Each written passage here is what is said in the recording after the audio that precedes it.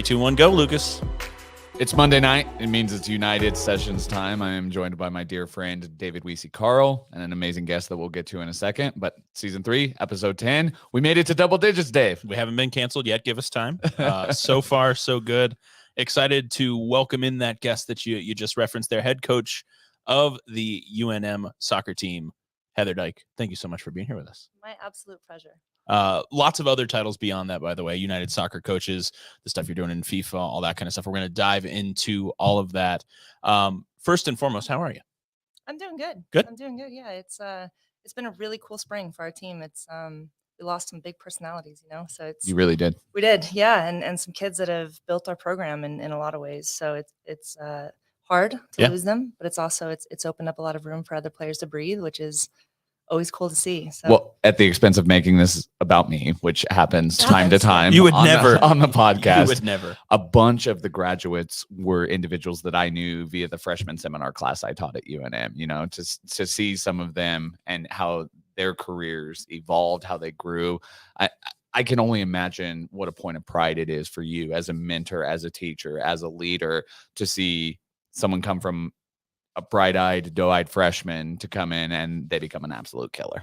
That to me is the coolest part about being a college coach is just the transformation, because it really is like you think you're an adult when you graduate high school, but you're not. Not even close. Not even close. I'm still not an adult. I am still not even close. I don't think I am either. But to see them kind of find themselves and find their voice and go out in the world where you're like, these people are going to represent our program in our state, and there's magic in that. And that group especially. I mean, what a cool group of kids. I mean, maybe my favorite Lobo ever was Jaden Edwards. Yeah. I loved watching her her entire Lobo career. She just always had that clutch gene. Always, from what I could tell, not being there, but being in the stands, just an incredible leader. You mentioned right at the top there, you lost some big personalities. Mm-hmm. I assume Jaden's one of those, but more broadly, how do you go about, obviously you're trying to bring in new players, freshmen, whatever that may be, but then in addition to that, you're seeing that growth, right? Maybe your juniors are becoming, your rising seniors are becoming those leaders. What is that process like? Interesting is what it's like. The thing that I think that 8 years in now, which is crazy. Sometimes it feels like a year and sometimes it feels like 20, but yeah. 8 years in now, the great part about one of the things I'm most proud about our program is they protect our culture. Like, they believe in the way that we treat each other. They believe in the way that we behave. And to see that be passed on, and to see these other players step up and take that role and just be relentless about it, like they're just not going to sacrifice that. So it develops leaders, because you have to, if you are a leader, you can't be always liked, you have to be respected.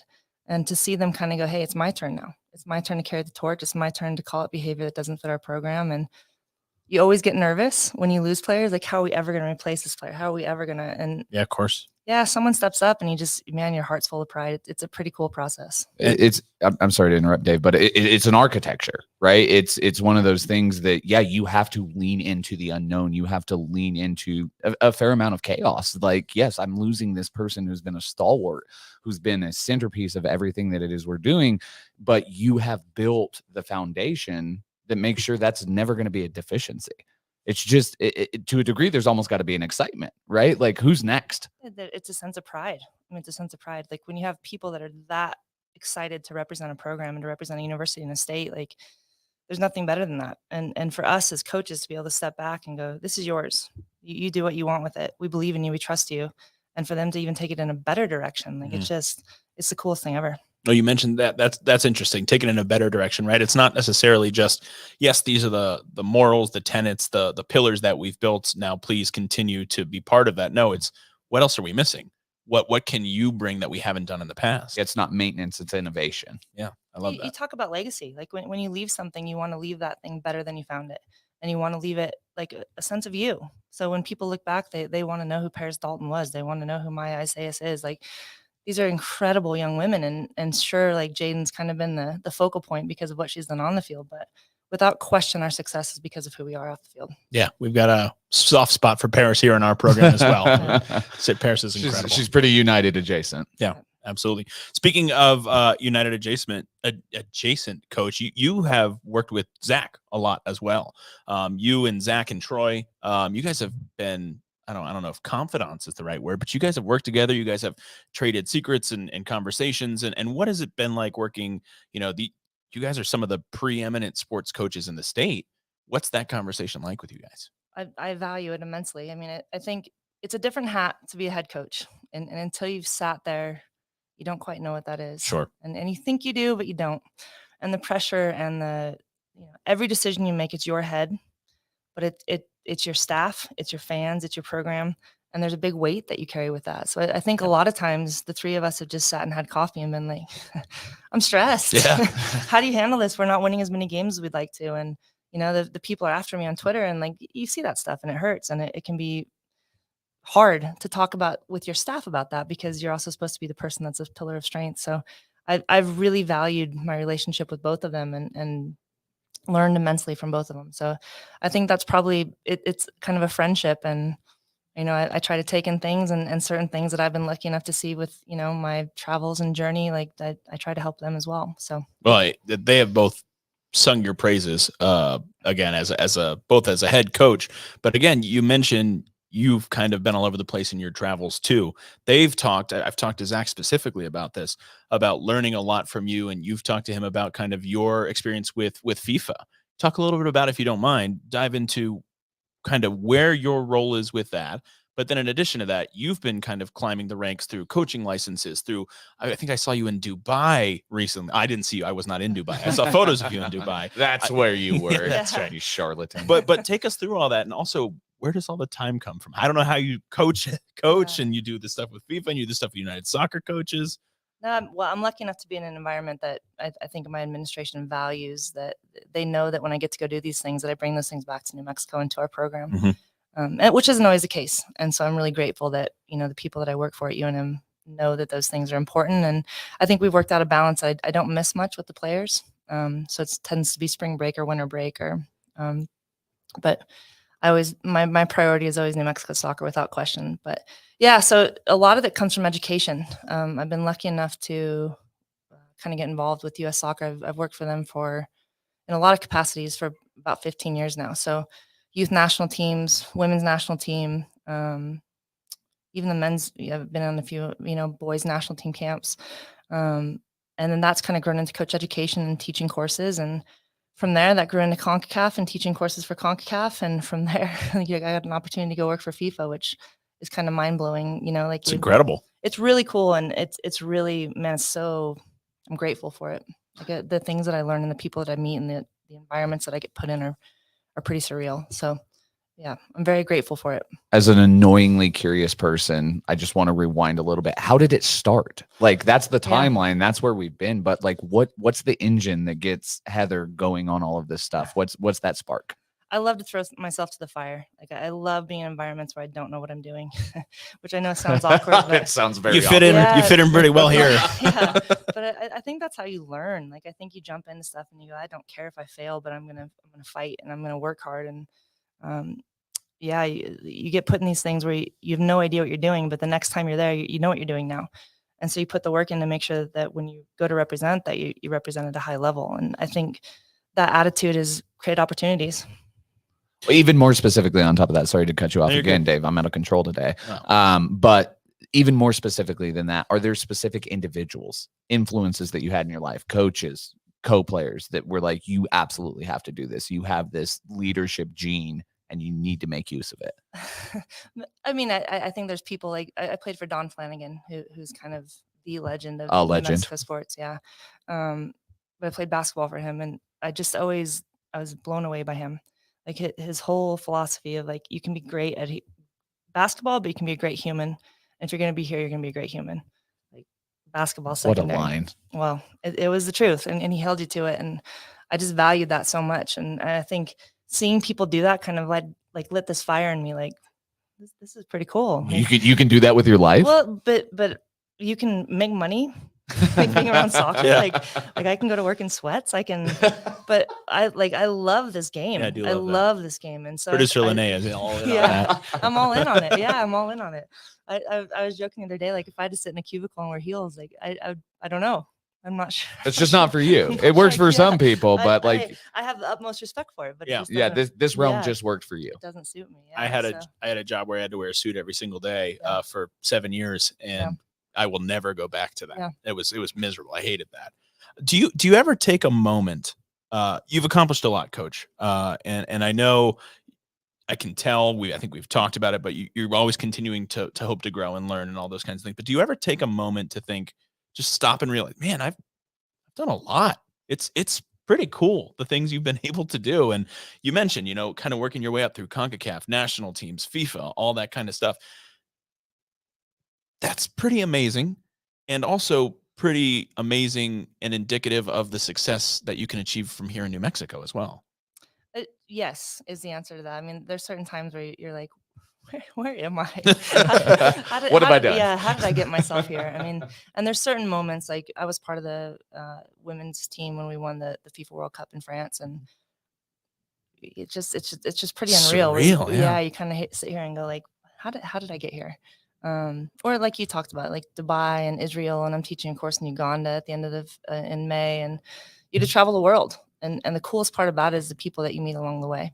Like you think that if you wear a different badge or you wear a different crest, like you're going to feel something, and it's just not the case. It's the people and the experiences and the growth, and that part of it is, it blows you away sometimes. Like I just finished teaching a course in Trinidad and Tobago, and at the end of it, the head of the TTFA, it's the Trinidad Federation, invite us all over to his house, and he has a homemade golf course in his backyard. Oh my God. Amazing. That he made during COVID. I'm so jealous. So I'm literally standing out there, and on my team, there's a guy from St. Kitts, another guy from Barbados, a guy from the Bahamas. This is all CONCACAF. Yeah, Yeah. CONCACAF, and they're all on my golf team, and we're playing like you only have a pitching wedge, and mine is rusted over, and a putter, and We'll get you a new one. yeah. Well, this was my one in TTFA. My one here is okay. Okay, I think I might be better with the rusty ones. But yeah, there's certain moments where you go, what, this is so cool. How the hell did I get here? How did I get here? Yeah. Yeah. How did I get here? That's incredible. I think I know you pretty well, Coach, but we always do research on our guests ahead of time. I think I discovered something, maybe the first thing you and I will not agree on. You're a Florida State grad?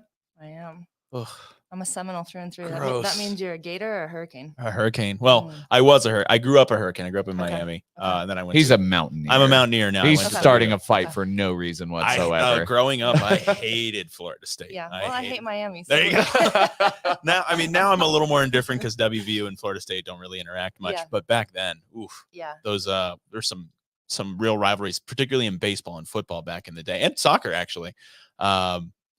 A huge rivalry. Yeah. I mean, when I was in school, Florida State was the last time they won a national championship. Yeah. And we hated Miami. Yep. Yeah. Only secondary to Florida. Yeah, we all hate Florida. Yeah, we all hate Florida. So Actually, at least we can agree on that. Juan, our new Floridians get wild in the chat. yeah. Well, Juan, our new social media guy, is a UF grad. Yeah. We still hired him for some reason. Yeah, but- it's not a joke. didn't notice it. Like people, I grew up here obviously, and like you don't like New Mexico State, but there's always a healthy rivalry. Sure. Like if we're not playing New Mexico State, I'm a fan. I want them to do well. They're our state. Yeah. That is not the case in Florida. No, it is not. Yeah, No, it that is not the absolutely not. case. It's a what's the German word? Is it Schadenfreude? I know. Yeah. yeah. Schadenfreude. Yeah. Yeah. But yeah, it's like if you're a Miami fan, it was, you cheer for Miami, then everyone else, then Florida, then people who aren't even playing, Right. then Florida State. That's how it was. International universities. Coach, let me zoom back out a little bit and Okay. just go back to something we were talking about earlier. So obviously you have a responsibility as the head coach of the soccer team to have results on the soccer field. But I think something that's always drawn us to you as an organization, me individually. I think DWC would agree with this. I don't mean to speak for you, but I think what makes you so legendary in all of our minds is like creating leaders, creating that, you know, next generation of people that are going to make the world a better place. What's the balance between that? Right? Like where is the idea of like, I know I'm pushing this person super duper hard, but they need it because they are going to be so crucial to the future of the world. Firstly, thank you. That's a huge compliment. But I think I'm pretty realistic. I love our game, but the amount of women that make money off of our game and make good money off of our game is very minimal. Mm-hmm. And if you think about that, then you think about, what is my job? I'm coaching at a high mid-major university. If they do go pro, it's going to be a very minor contract. It's not going to be something they do for the rest of their life. So what do I want? Like, why am I here? And to me, like, I want to put kick-ass women in the community. Amen. I want to put strong women that Love have that. a voice, that respect everyone they work with, but they also know how to demand what they want. And I think you have this cool platform as a college coach that you actually get to influence that. You get to challenge people to do things that are out of their comfort zone, and you get to, in a safe way. Because if you fail with your teammates. Right. And you don't get that outside of sports. I don't know how else you get that outside sports. So I think if we don't use that platform, we're failing our athletes. I love that. I love that. One of the things that I think has kind of gone toward that mission has been, you focus on these athletes as more than athletes, right?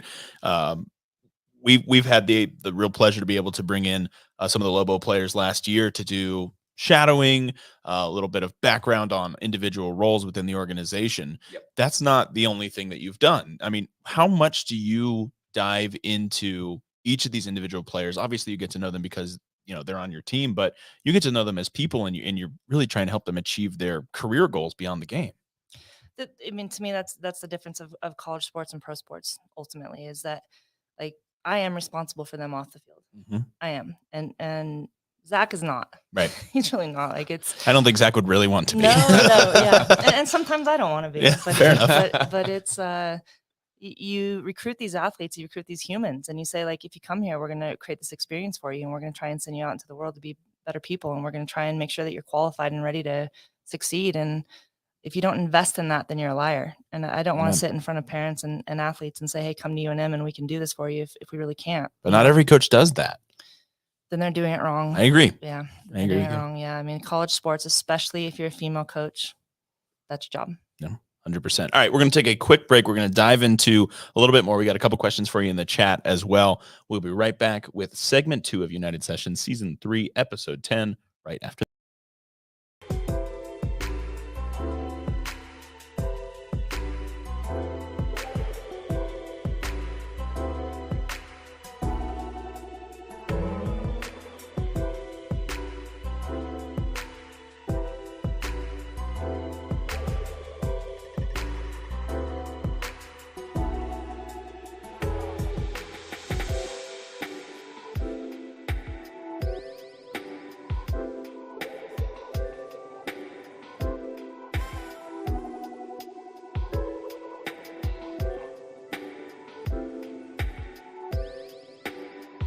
Welcome back. Segment 2, season 3, episode 10.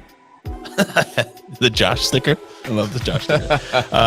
We love you, Josh. Josh Lane, we love Hope you. you're enjoying Patagonia. Your sticker His is Instagram. it's unbelievable. It's like a travel magazine. Brutal. Yeah. Yeah, we love you, Josh. Heather noticed my sticker, Josh just loves you, on my water bottle. You'll forever be enshrined, buddy. Yeah. But welcome back. Segment 2, season 3, episode 10 of United Sessions. We are honored to be joined by Heather Dyche, head coach of Lobo Soccer, but so much more than that. Coach, we want to dive into the state of the women's game, which we can solve all the problems in the next 20 minutes or so. Get it done. Should be all good. Yeah, no Cool. problem. Perfect. So players go to UNM or any other school, right? And the goal for a lot of them is to become pro soccer players, just like on the men's side. Yep.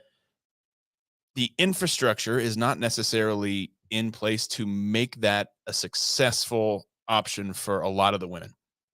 In your mind, first of all, why is that the case? We can dive into it, but more importantly, how do we solve the problem to allow the game to be accessible beyond college for more women? The cool part is moving in the right direction. Mm-hmm.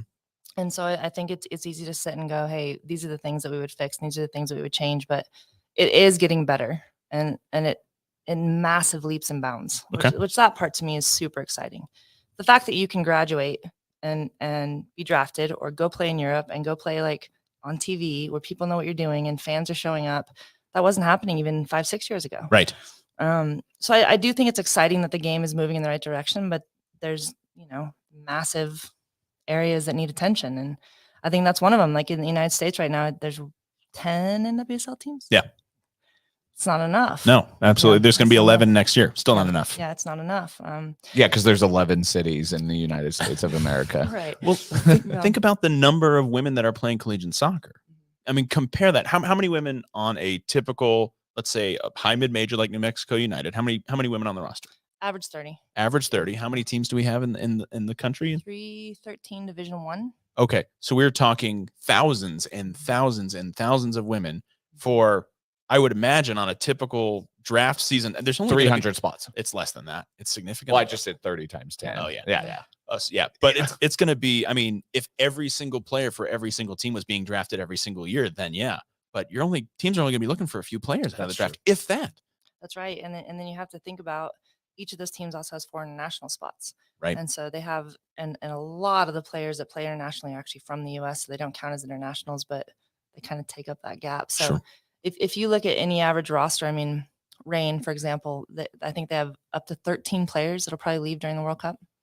But they're not old. Like they'll be there the next 4 years. Right. So if you want to play for one of those teams, I mean, you need to beat out like Tobin Heath.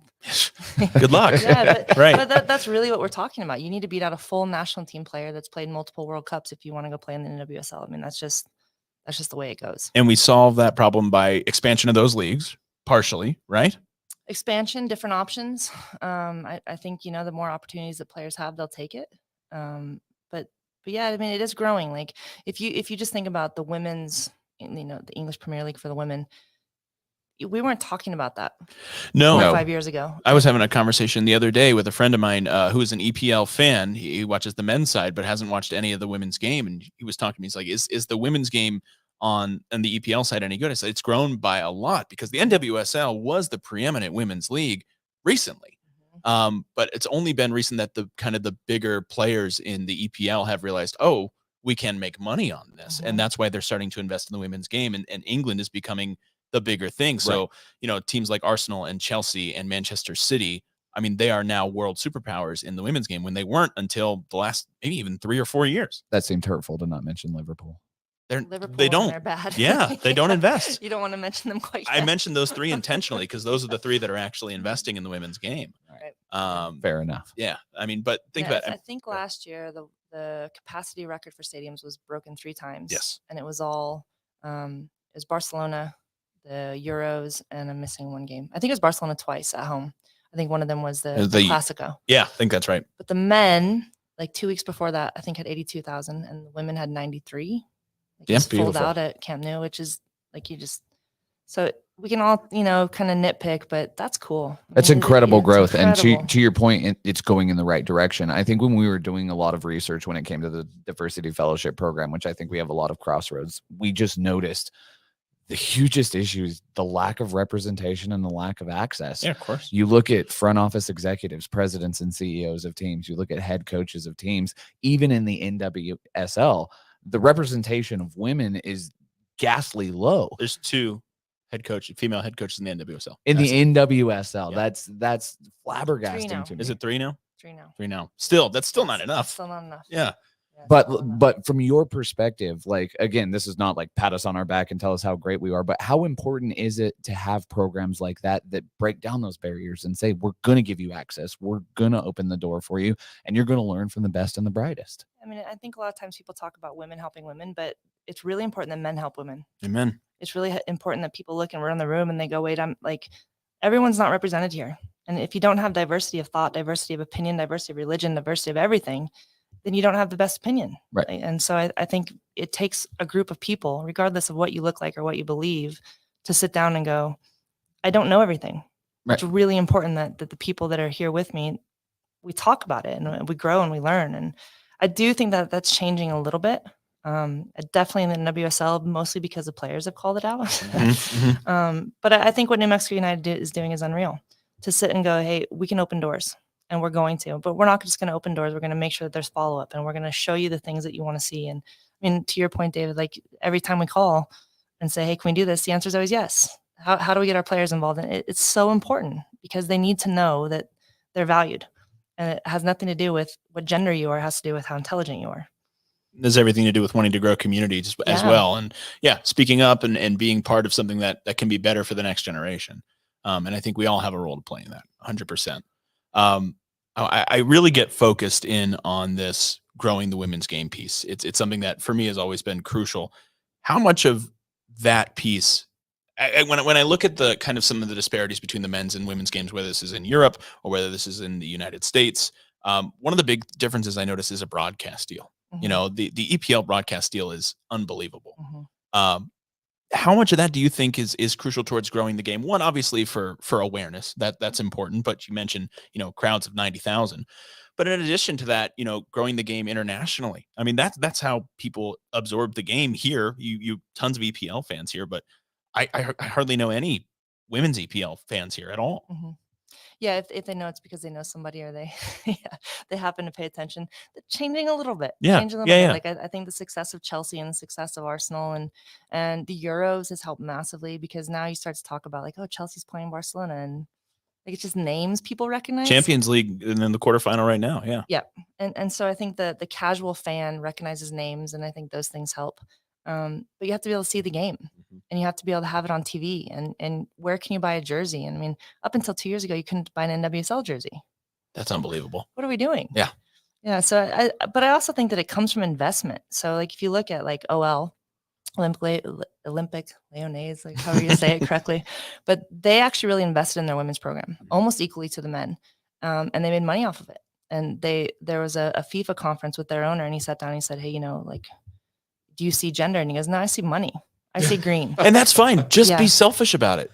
Like that's the thing. Yeah, but just be equitably selfish. If I put money into the women's game, I'm making money back. So I don't care what gender they are. I'm going to make sure that they are taken care of, so they can make me money. Just need to convince people of it. That's the thing, right? If people take that, what even isn't actually a risk, but what they would probably perceive as a risk, just dive in, give it a shot. And it seems to work at every step.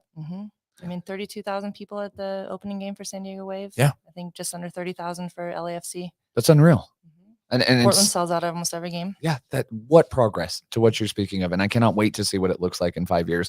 I want to backtrack just a little bit, because you talked about how crucial the NWSL players themselves were in enacting change. And I think we saw it with the U.S. women's national team. Their voices, their platforms, their conviction made change. Like, this is the time for the inspirational speech to everyone. Like, if you see something that needs to be changed, change it. Yeah. And I think for a long time as female players, they were just told, be thankful, be grateful. You're lucky to be here. And it got to a point where like, that's just not the case. Like, you don't get to treat us as second-class citizens. You don't get, you look at like the Yates report and some of these things that have come out, like but if you haven't been involved in the women's game, all of us were like, well, yeah, of course that's been happening. It's been happening for a really long time. I mean, the amount of coaches you can name that are married to former players, like, what are we talking about? But finally, and thank God, like a bunch of women kind of went like, this isn't good enough. Enough's enough. Enough is enough. If you want us to be professionals, treat us that way. And I think because of that, now you're starting to look at hiring GMs and hiring coaches and hiring owners that are invested for the right reason. And hopefully there's more of a female presence in that, because it's a women's game, but it really comes down to the right people. Dave, let me get one more in, and then we'll go to the fans, because I know they have a lot of stuff burning. Yeah, if you've got questions for Coach, put them in the chat. Forgive my ignorance, but my cursory understanding is the licensing system itself is pretty askance and pretty hard to navigate. So in terms of, if I was a female coach and I wanted to obtain a pro license, is the system set up for me to be successful? So, well, that's a trick question, but I'll give you the answer. So right now, the only way that you can take the pro license is to be a pro coach. And candidly, I have a problem with that. And I don't mind saying that. I've expressed that to US Soccer on multiple times. So, like, I can teach an A senior, which I'm currently doing, but I can't take a pro license. Because you've never coached a pro team. Because I'm not technically on a pro staff. Because there are 2 professional coaches in the NWSL that are women. 3. Or 3, I'm sorry. 3, yeah. And so that I do think needs to change. It needs to be, you can't become a doctor before you go to school. So if you want to do that, then you need to be able to get in and take the courses and be prepared when those jobs open. So I think it's something that U.S. Soccer has to look at, and they are, but that pathway needs to change. Well, the other side of that, Coach, again, we've talked a lot about there being a lot more men's teams at the professional level in the United States than there are women's teams.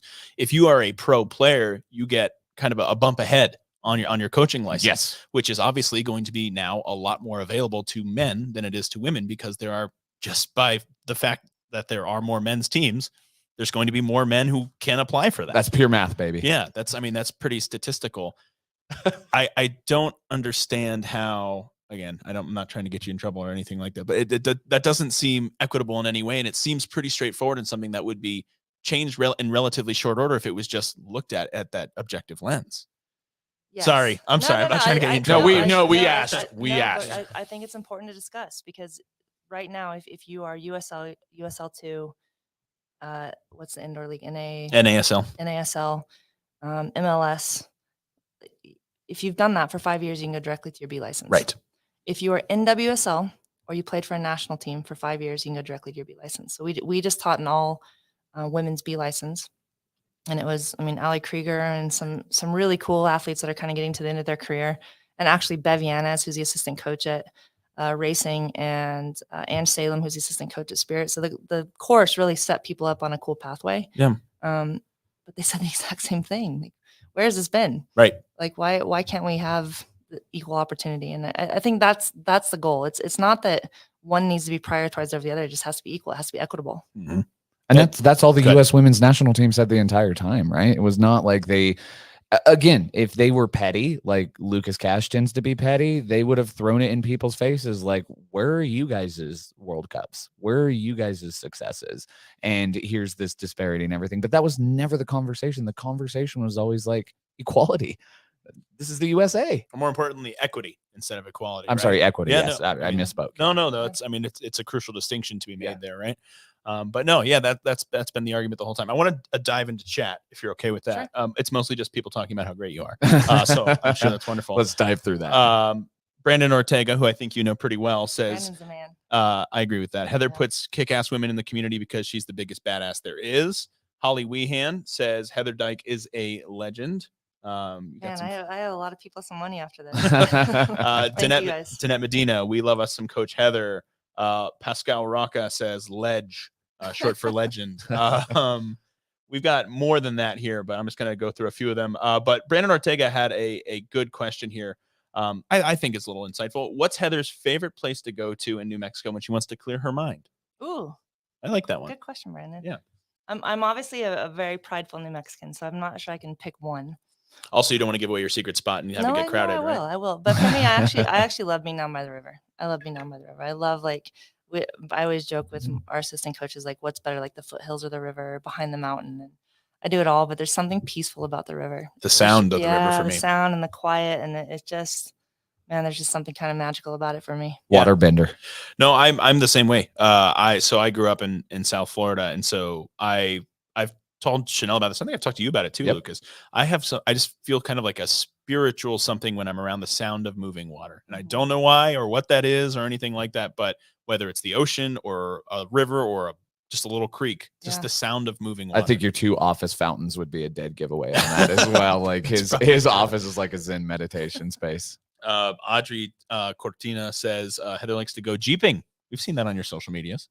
I do own a 1991 Jeep that if it starts, I'm happy. Yes. My team named it Britney after Britney Spears because it looks good, but you never know when it's going to break down. Oh, no. And it was at its best in the 90s. Yeah, shots fired. Wow. David. Shots fired at the OG Brit Spears. Leave Britney alone. Yeah, the open air, and there's something kind of cool about the Jeep. Love that. Yeah. Chanel's parents have 2 Jeeps, and they go Jeeping all the time. Yeah. Yeah, I love that. Here's a question from producer Linnea Romero, who's sitting in the room with us and asking questions in the chat. Love Just that. Get on a mic, Linnea. We've tried to get Linnea on the mic a ton of times. All right. What have you seen in New Mexico women's soccer or New Mexico soccer in general that sets us apart from the rest / keeps you passionate about the community here? Great question. I love that. I mean, I think people always underestimate New Mexico. Amen. They always underestimate it. They want to talk about like how small we are and no opportunity here. And I just don't believe that. I think New Mexicans are these gritty, like hardcore, I don't know, like we don't take no for an answer here. And I think any New Mexican you meet, like that's the case. And when you have that kind of tendency in an athlete, that's pretty special. And I would say in our 8 years here, without question, 2 of our top 5 every year are born and raised here, because it means so much to them to have New Mexico on their chest. And you see that, like you see that in tackles, you see that in moments, and there's something kind of special about that. This actually leads to a really great follow-up. Well done, Linnea and DJ Ortiz, with a follow-up question. We are extremely fortunate to have you here in New Mexico, Coach. Thank you. How important is it to you to recruit the best players from New Mexico to UNM? Without question. Yeah, without question. We try really hard every year to keep the best players here. And we've got some great competition. I mean, Rob Bartz has done a really good job at New Mexico State down south, and they had a heck of a year this year. So that's been cool for the state. But yeah, we've built our program on the backs of New Mexicans, without question. Yeah, absolutely. And you mentioned in the previous question from Linnea, there is a grit to New Mexicans, and I've lived here for 8 years now. This is my home, my adopted home. It took me a while to find my way over here, but I'm nowhere I'd rather be. We're proud to have you. Thank you very much. It's different than anywhere else I've lived. And Coach, you've been to a lot of places, you've traveled a lot of places, but I've lived in 6 states. I have never. It's difficult to describe the difference, but it's there and it's evident when you see it. You can tell somebody's from New Mexico, and it's not just in the way that they talk. Without question. Yeah, it's pride. It's pride, and it's a culture. I mean, it's bigger than just, what state are you from? Like it's the things that we believe in, and the people that we are. And yeah, I think New Mexico is an unbelievable place. I'm very, very happy to be from here. Yeah, it's not I'm from New Mexico. It's I am New Mexican. I'm New Mexican. Without question. Dave, you always have a tendency to ask the most beautiful, heart-wrenching questions right before we have to go into segment 3. And it's always just such an awkward transition from that beautiful philosophy. I've got a few more in the chat. Good. Yeah. Give us a buffer. Are there some silly ones? Yeah. Well, no, this one's not silly, but it's a good question from my mom, actually. Perfect. Who is my hero and the one who raised me. How do we bring more girls into the game? That's a very broad question and a difficult one to answer, but I think it's an important one. Make it more accessible. Yeah. Yeah. And the opportunity to play has to be provided to everybody. And right now, unfortunately, it's still cost prohibitive. Yep. And that's men and women, but certainly women. And then I also think that right now, if you look at, I think it's like 35 to 40%, depending on, where those numbers are. They quit at the age of 13, which also happens to be the same time that women go through puberty. Mm-hmm. And to me, it's because it's not fun anymore. And it has to be a choice. Like people have to want to show up, and the separation between like elite and fun is silly to me. It should be both. Yeah. And it's your responsibility as a coach to make sure that it's both those things. I've somebody who's been at more than one of your training sessions. I've noticed both of those things. And that's fun to watch as well. It's a game. Yeah. It's a game. And I know there's all this stress and stuff that comes with it. But at the end of the day, if you don't love what you're doing, get out of it. Regardless of what you're doing. Can we set up a session where Dave comes and trains with y'all, without and question. we bring the video team out? And yes, cannot please, do that. Dave. Yes. Put yourself on the altar for the fans, Dave. You've been to a Lobo game. You know how bad that would be for me. That would be really, really bad. He's predominantly a goalkeeper too. I just that's can't wait what I'm to talking watch about. 20 minutes of footage of them just lighting you up. The only ones I'll save will be the ones that are like I'm trying to get out of the way, or that they want you to say. Yeah, that's right.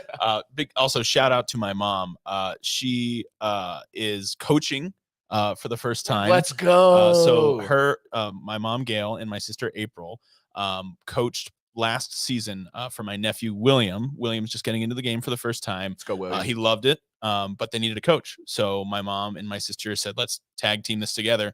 They came back this year for a second year, and as they went to sign William up, I hope I'm not telling too many stories here, but as they went to sign William up, they said, hey, we're short on coaches again. So now my mom and my sister are coaching different teams. So my sister is coaching her son, my nephew, and my mom is coaching a different team. And William was upset that my mom is no longer coaching. Well, I hope there was a little mess talking around the dinner table. Like, I'm going to take you out. I'm going to take you out, Grandma. They're going to play each other. So it's going to be fun. Look out, Gail. He's coming for you. It's going to be a lot of fun. I'm trying to make it out for one of those matches this year. I think that'll be really, really cool. All right. Love the conversation, but it's important for us to get to a stupid, silly game. So we are going to take another break. We will be right back with segment 3, Stupid Silly Game Time, with head coach of the Lobos, Heather Dyche. Stick around.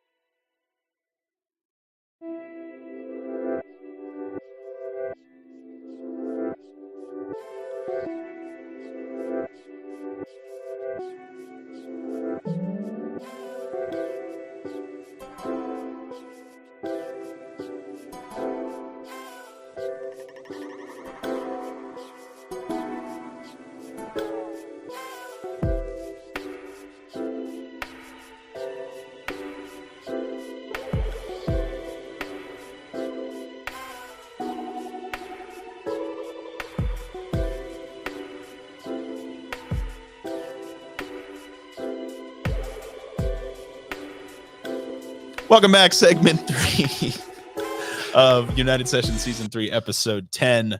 Lukas Cash, David Weesey Carl, Heather Dyche, hanging out here, ready for a stupid, silly game. Heather is peeking at Lucas's sheet to try and learn a little bit. There we go.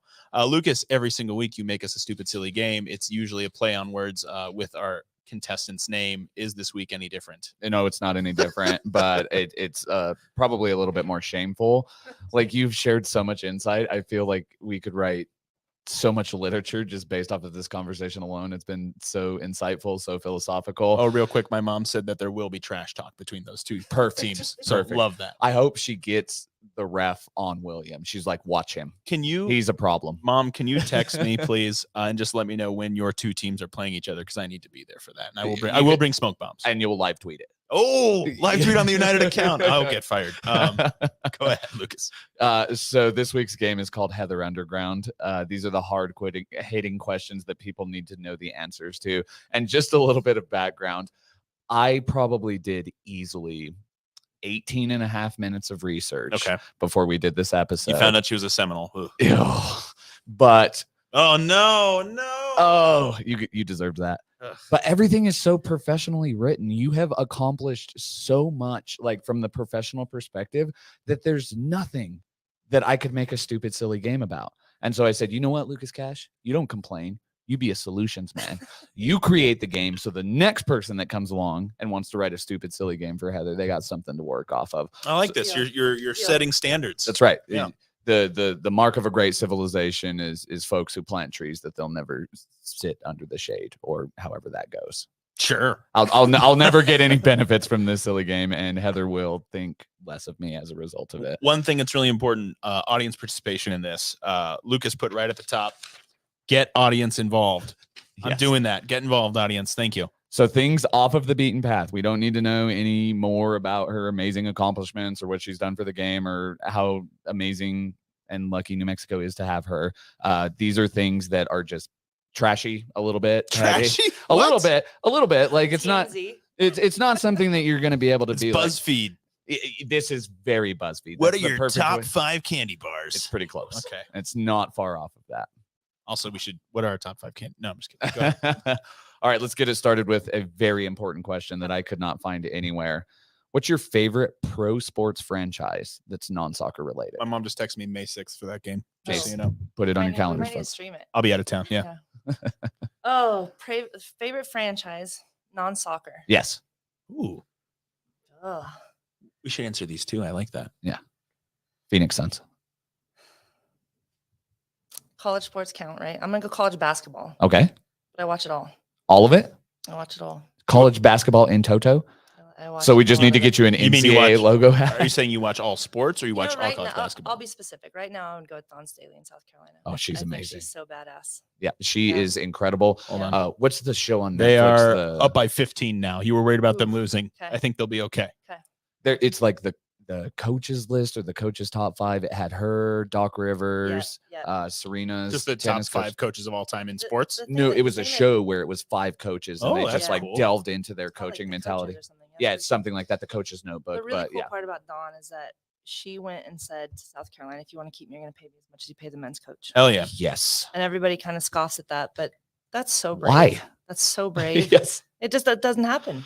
I'm just saying, why would you scoff at that? What a ridiculous she sells thing out to scoff at. stadiums and she wins championships and she does it the right way. And I just have huge admiration. So I love watching them play. But that is a risk. Like I know we talk about, why would anybody scoff at that? But it's unheard of. Exactly. Yeah. That's what I'm saying. She's defying the standard that's been set, and that's why it's a risk.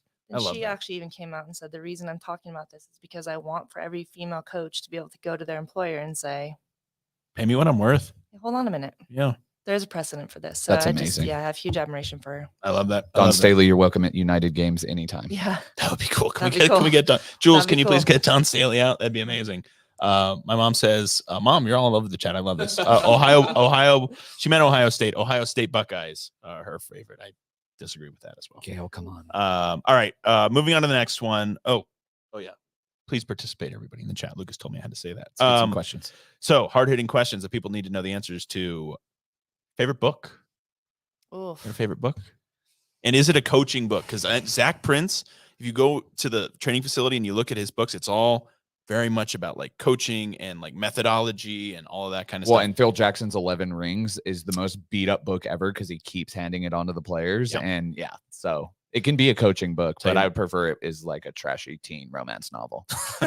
My favorite book is not about communications and fan experience. So all. yeah.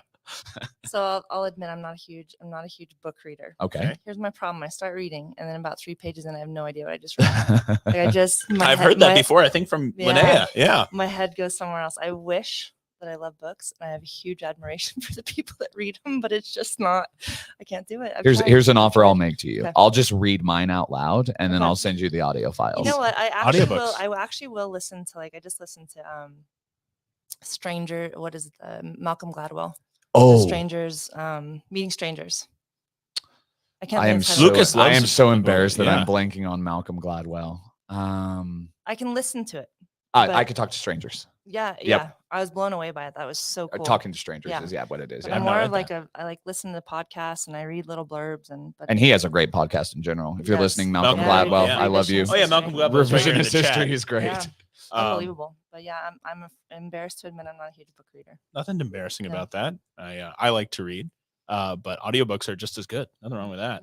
I think Um, it counts as reading. I think so. I think that's a big debate, but I think it's just a different processing mechanism that you prefer. Not everybody wants to look at words. Some people like to hear words. I'm more auditory than visual. Lucas, we didn't ask you what your favorite pro sports franchise, non-soccer. Phoenix Suns. I said it before Phoenix Suns. Heather even got to Oh, answer, that's pretty but rude yeah. of you. Okay. What's yours? I think there you go. Of pro sports, non-soccer, I will say the Philadelphia Phillies. Okay. Ooh, over the Flyers. Yeah. Gritty Yeah, is you're weeping. Oh, I love the Flyers and I love the Eagles and all that kind of stuff. But it's your Phils, man. it's Phillies. Yeah. Yeah. Dave, what's your favorite book? Ooh.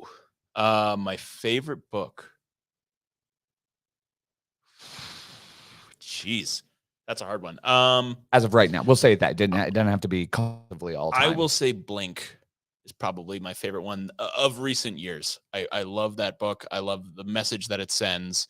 I love how you can apply what you read there in your life. Yeah, but there are a few like trashy ones in there too. Yeah, So, yeah. It's the concept of intuition. I love Blink so Yep. much.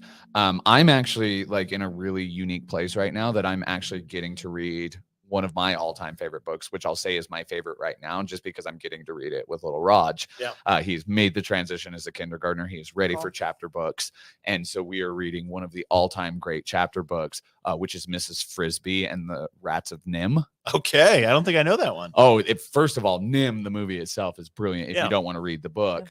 And they're very, very fidelitous to it. It is right online. But reading it with him again, it's just awoken so much nostalgia and so much joy. And the fact that he's all up into chapter books is incredible. I'm gonna have a follow-up question. Favorite kids book? Mm. Because you just inspired me. Mine would either be Stregonona. I don't know if you guys have ever heard Stregonona, or the Stinky Cheese Man. Oh, the Stinky Cheese Man is unbeatably funny. All right, love those. Anybody follow up? Favorite Favorite kids book was that? Yeah. well, yeah. I guess it's a chapter book. Yeah. I guess if you dial back a little bit to like actual like what would be called a children's book, it would be Maurice Index, Where the Wild Things Are. Oh, I me. love that. Yeah. Yeah, that's a classic. Hard to beat. All right, She doesn't want any of that smoke. She's like, I'll take that one. all right, Lucas. Little perturbed because I feel like this one kind of leaked a little bit during conversation. So I hope you can break the mold. But what's your leisure activity of choice? Oh, I love golf. I love playing golf. We've had a few golfers on the show Yeah, in I recent love playing weeks. golf. Have you played bees? No, but I watch his podcast. It's so I think I much can fun. beat him, so I'm going to throw that out. Ooh, clip that, Jay. Clip that. Calling him out. Chris Weehan, did you hear me? I love that. Yes. You hear that, bees? I know I can't, but I would enjoy. It's the sound of a challenge, bro. But you should get Coach on the pod. Yes, There's she'd be awesome. There's very few guys as good as Chris Weehan. Like, what a good dude. Yeah, Bees is wonderful. Yeah, the whole family, they're unbelievable. Also really good at golf. Really good at golf. Yeah, I'm not near that good, but I enjoy it. I love hiking. I love being outside. But my favorite thing to do is spend time with my family. That's wonderful. Dave? Love that. I also love spending time with my family. Leisure activity of choice, probably hanging out with Chanel and the dogs. Yeah, it's just my favorite thing. Quiet time. Those are my people. Yeah. You know, I mean, obviously, like my family back in Ohio, and I miss them a ton. But here in New Mexico, I love spending time with my wife and my dogs. They're my people. Yeah, I did this all. I actually had a great conversation with Nate Slota. If he's listening, shout out to you, boy. I love you. But like, what do you do? Everybody's in chat. Malcolm Gladwell, Nate Slota. All of them. Yeah. We're hitting them all. Bees is probably here as well. Yeah, of course. Yeah. I'm gonna get a text. Shut your face. I've seen you swing a golf club. You don't even belong on my podcast. If he invited me, you definitely belong on there. So yeah. But I asked him, I was like, you have a terrible week ahead of you. What is the thing at the end of that makes you able to power through everything like that? And for me, it's very similar to you guys. Hang out, chill time with the family, being around those that you love. The thing I would add on to it is I love a fireplace fire. And I don't care what the season is. Good call. Like if I know I can. I do care what the season is. New Mexico summers are not great for fireplace, but I agree with you. Well, just don't sit too close to it. Yeah, fair enough. It's still beautiful. It still smells great. Yeah, we've got a wood burning fireplace in our house, and it's the best thing ever. I love it. All right, Coach. Do we have anything from the chat yet? Are they participating or are they just along for the ride? They are. Holly Weehan is in the chat. Uh-oh. And Holly says, Bees wants to play Heather in golf. Let's there you go. go. Thank you, Holly. Setting that up. I love it. DJ Ortiz says his favorite book is The Alchemist. I've not read The Alchemist. It's so good. Yeah. I just read that a couple months ago. Okay. There you go. Shouts. All right. Next one, Coach. Who's the opponent you love to beat the most? Oh, man. Since I've been here, we've had some pretty crazy rivalries with two schools that I think, oh, man, probably three, truthfully. Can I guess? Go for it. San Diego State? They're up there. Yeah. Yeah. I feel like every year I go to the San Diego State match, and they're always good, and we're always good, and it's always fun. They're always good, which makes it even more special when you beat them. All right. What are the other? Well, I'm probably not one of the ones, but go ahead. Boise State. Mm-hmm. Yeah. And again, same reason, not because I don't respect them. It's quite the opposite. Like they're hard to beat. Yeah. So when you beat them, it feels good. And they've been so good. And then for us, UNLV has always been a big rivalry too. Yeah.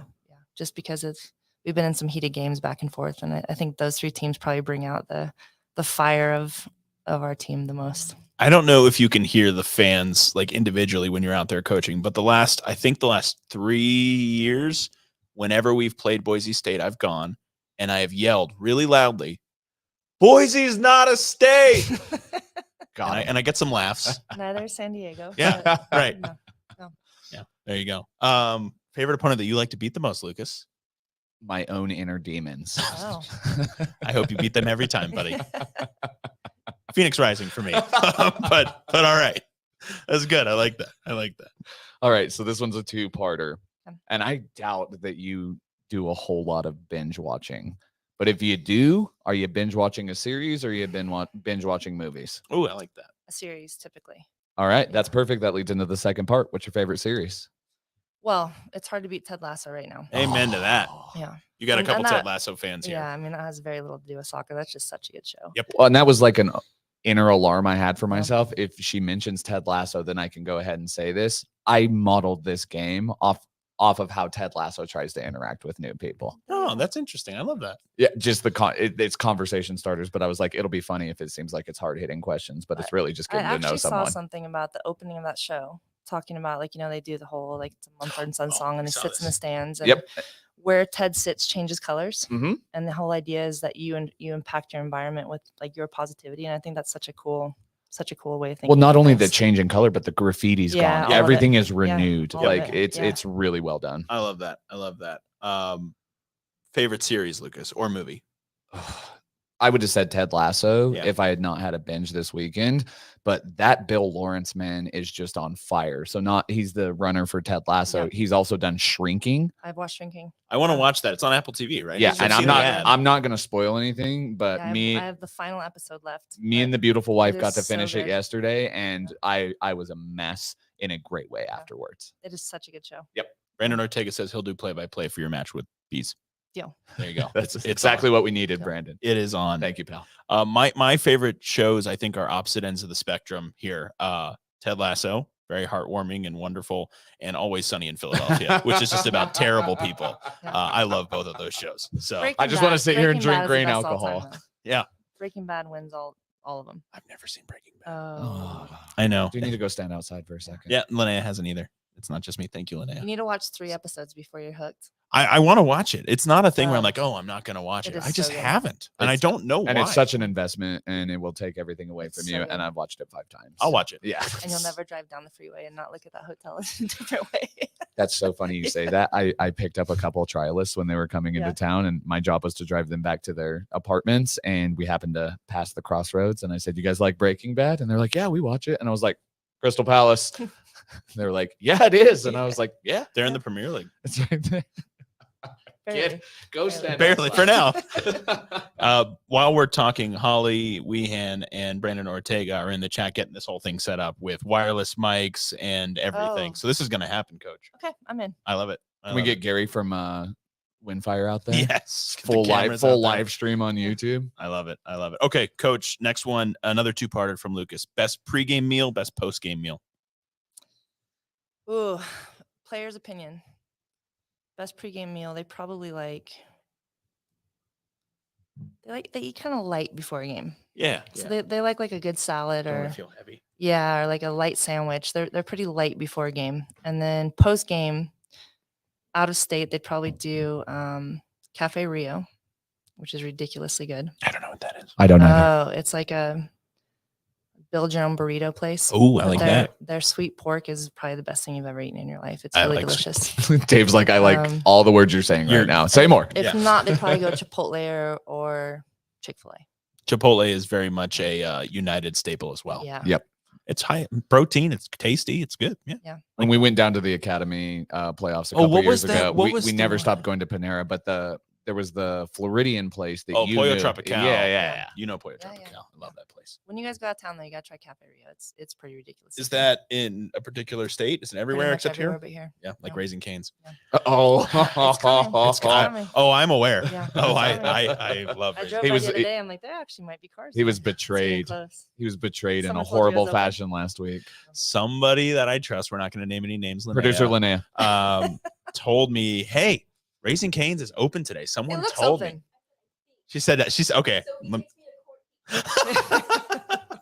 She said she thinks it's open, and that's good enough for me to drive across town Yeah. to check on it. And I did. And Just a I said, pure chance. your friend, Linnea, your friend is a liar and they owe me gas money. So, all right, moving on. What's your favorite pregame and postgame meal? Well, Dave? I'm not an athlete. So Wendy's, no. I think, man, pregame, postgame. So how about this? Every home match day, me and a couple friends who are all United fans will go somewhere. We rotate locations, so I'm not going to pick a spot to find pancakes. That's our thing. Pre-game, when we have a home game, an away game rather, we find a place to get pancakes. So one we're going to go to next is Central Grill. Not been there yet, but I've heard the pancakes are great. It's one of my favorite traditions to hang out with friends, go get pancakes on away game mornings. It's Pre-cakes. Pre-cakes. And what do you like afterwards? Post-game, sleep. Sleep because I am always exhausted after our home games.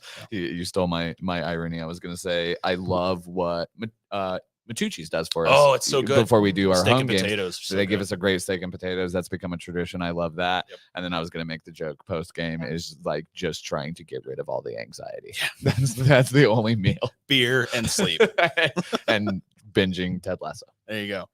All right, Lucas, am I the next one? I am technically the Go next ahead. one, but if you don't want to ask the ridiculous one after that, you are more than welcome to have this. Yeah, one. you get the next one. I don't want to ask that question. Okay.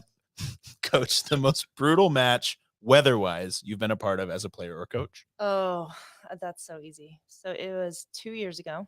And if any of the players are listening to this, they're going to be nodding their head. We're playing at Air Force, and the ball couldn't stand still. Like you couldn't even take a kickoff. Yeah. Because it was so windy. And Air Force, of course, they're like these hardcore, they're cadets. They're fine. They're like out there in their shorts. And of course, you want to be the coach. It's like, hey guys, be tough. We got to win the game. And like, I could not feel my body. It was so cold. And our toughest, most like hardcore players were like, Yeah. So probably 10 minutes into the game, they hit a long ball and it literally floats in from probably 80 yards away. Oh, no. I'm like, well, now we're down 1-0. Because of the wind. Oh, I mean, it was like the player that scored was laughing. Like, it was just. I did not mean to do that. Yeah, you could not even play. They absolutely destroyed us. But I think we were all just so excited to get back on the bus. Get Yeah, over it with. was.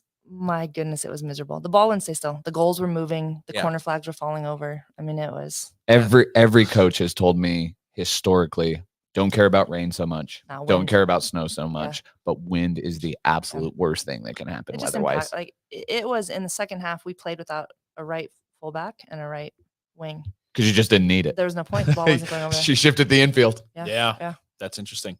Lucas, worst weather game for you? The preseason match that we had this year when we felt like we were on the dunes of Tatooine. Yeah. like the wind. We were both chewing so much grit, and we were just trying to. I made the mistake of trying to eat a sandwich during that game, and it was just dust. I was working parking, and you just came up and you're like, dude, you got to roll up your window. What are you doing? Yeah. He's sitting there in the dust. The wind is blowing into his car. I was like, dude, just shut the window, man. Yeah. Like, your car's gonna be full of sand. But parking security at preseason matches is really important. What if I is. had to send out a very stern? Then stop you right could there. roll down your window and do it. Firm But hand I would- motion, I so wouldn't you have were ready. time. If you came, you were ready. I saw that. For me, it was the game last year, early in the season at Colorado Springs. We had wind, we had rain, we had sleet, we had snow, and we won. Yes. That was the best part of it. So the weather was terrible. Daniel Bruce scored a last minute goal to make it 2-0. And then they set off fireworks for us, which I thought was Oh, pretty that great. was their stadium opening. That was their stadium. Yeah, opening. yeah. The weather That's was not brilliant. fun. Special honorary mention there to the first ever Academy tryout, which is also at Mesa del Sol. We were on the friggin' moon. It was just, there was no Yeah, that was bad. sky. It was just gray. Yeah. And it really just dust and cold and wind. And those boys were out there and they were fighting. They wanted to make that team. Yeah. So they proved their toughness that day. I was miserable and I was just huddled. I was just huddled in the corner. I think someone brought us out all hot hands, and I think That's all of right. us took them and put them in our shoes. That's right. Like we didn't even need them for the hands. That was miserable. All right, coach. Yeah, this is a stupid question. When we say stupid, silly game, this is the stupid part. I think it's important. You are a graduate from Florida State, I am. but you also spend some time at the University of Nebraska, Mhm. and they are corn huskers. They are. So I need to know what your favorite format of corn is. What a dumb question. I mean, we can go anywhere with this. That's a good question. I actually know my answer to your dumb question. I know. Yeah. That's why it's a great question. I think it's hard to beat like a grilled corn on the cob Mm. with just Little elote. butter and like a little bit of red chili. That's hard to beat. That's a great answer and very hard to beat. Yeah. Dave. Elote. I mean, it's in the cup. Red Pozole, chili. Is that we're counting that as corn? Pozole. I mean, pozole. Oh, it is. It is. I mean, it is. I was going to allow corn tortillas for Hominy? sure. So why would I not allow hominy Yeah. and pozole? Corn tortilla is a good one. Oh, it just goes with everything. But no, elote, corn in a cup, elote, red chili, the cheese in there. Oh yeah, that's the best. What if I was like green giant can of corn? Yeah, you lose. I'm pulling your New Mexico card. if Yeah, that's what you're going with. Heather's my new Yeah. co-host. Yeah. Lucas, see ya. That's good. The show's going to get so much better instantly. I think we all answered. All it. right. Last one, Coach, and maybe the toughest one to answer. Proudest moment in your personal and/or professional life. Right. That's what a departure from corn. Yeah. That's a These tough are a one. journey, roller coasters. You know, I think when you first start coaching, I mean, personal life, that's a whole different thing. But I think in terms of coaching, like you think if we could win a championship, if we could, like, that's going to be some pinnacle. And it's just not. Say you've done it. Yeah. Well, thankfully. Yeah, Yeah. I more mean, than once. yeah. No, we've had a cool run, but it doesn't matter. I know that sounds weird, but it just doesn't. Like it's this journey that you're on. And you hear a lot of coaches talk about that. Like I actually remember listening to a podcast of Billy Donovan talking about like I love Billy Donovan. this even though push he's to a win a Gator. national. I know, but this push to win a national championship, and then you get there, and the next morning you have to go recruit. Like Yeah. it doesn't stop. And so if you're going to define yourself by a moment, then you shouldn't be coaching. Like it has to be this process of like finding some kind of joy in the people that you get to be with, and the fact that you get paid to coach a game that you love. And I really do think that's true. Like I don't think there's one moment where you're like, oh, I've made it. This is it. Like I mean, today I just got off the phone with one of our players who's going to go play in Austria, and she thought she was going to Australia. Like it's just, but it's just stuff pretty that you're like, close. this is so cool. Like this is so cool that somehow I've been lucky enough to be a small piece of these people's journey, you know, and that to me is like, it's just kind of ongoing, but that's why you coach. That's why you do what you do, because you get to you get to be a part of people's lives. So I don't think there's a moment. To me, it's just all of it. Like I'm very, very grateful for what I get to do. Well, we are very, very grateful for you for spending time with us today, but so much more than that, for being an inspiration to so many people in this state, Thank you. for showing people that New Mexicans can achieve whatever the hell they want to achieve, and for continuing to fight the good fight every single day. We really appreciate you, Coach. Well, thank you. I appreciate you guys. I'm not only, you know, a soccer person, but I'm a huge fan. Like what New Mexico United's done for this community, it's hard to define. but I'm absolutely the biggest fan there is. Well, feelings mutual. Go on out to the Lobo matches. Spring game. Date on that? Texas Tech this weekend, Saturday. Love that. Yeah, they're a big Power 5 program that we get to play every year. It's going to be fun. You're going to see some new faces and some new personalities, and the spring is their chance to prove themselves. So, And where is what that a cool game? environment. It'll be actually on our practice field because our game field is being renovated, as I think you guys know. Yes, Yeah, we as do. you are all too We aware. are well aware. So it'll be up on Robertson, which is still a beautiful pitch. But Yep, perfect. yeah, we'd love for people to come out. And I mean, I think at this point, we looked yesterday, I think we're starting potentially 8 New Mexicans, which is pretty darn Amazing. cool. So hopefully people can come out and cheer them on. Sweet. Coach, thank you again so much. What we do at the end of every podcast, As is tradition. is we give our guest the floor for a minute. So you want to shout somebody out, you want to point out a program, you want to love them, whatever it is, the floor is yours, Coach. I've actually listened to the podcast. And I'm like, man, Hey. if that's ever me, What? what am I going to say? How mad would you have been if we didn't give you Yeah, that that's minute? Wait 1 second. No, I think 2 things. One, I would reiterate just I think the impact of New Mexico United. I know, the podcast and Somos Unidos Foundation and the program and the guys, like just their investment in the community has been huge. And I think it's one thing to be a soccer person, but it's another thing to be a New Mexican. And I think when people come in and they make your state better, you'd be remiss not to appreciate that and say thank you. So I think that's a huge piece of it. And then the second piece is I just think like to support our team, to support our women, to support UNM. Amen. Like it's people always want more and they want more from the university and they want them to play at a higher level. We'll show up. Yep. Come out and support them and be in the stands and win, lose, draw. Like these kids go through a lot. And I think the support that people provide to them is massive. So if you want to be a fan, but you don't get to do that just when things are going well. Like Right. come show up and be a Lobo through and through. And that's the coolest part about our state is the amount of people that do that. Absolutely. Yeah. Get on out to the Lobo games, whether that's the spring season, which is going on right now, or the regular season later in the year. All the sports. Yeah. Yeah. Come out. I can tell you, I've been to many a Lobo game, and they are a blast. Sometimes they're cold, just like United games, and sometimes they win, and sometimes they lose, just like United games. And you go out and you have a great time. I love going Just to Lobo like games. United games. Just like United games. Yeah. So come hang out. Absolutely. All right, Lucas. Anything else before we close up shop? No, it's been a pleasure. Thank you so much Yeah, for thank you joining for us. having me. It's a joy to spend time with you. Cool. We will be back next week with an undetermined guest. We're still figuring that out, folks. But until then, Lucas, somos unidos. We are united.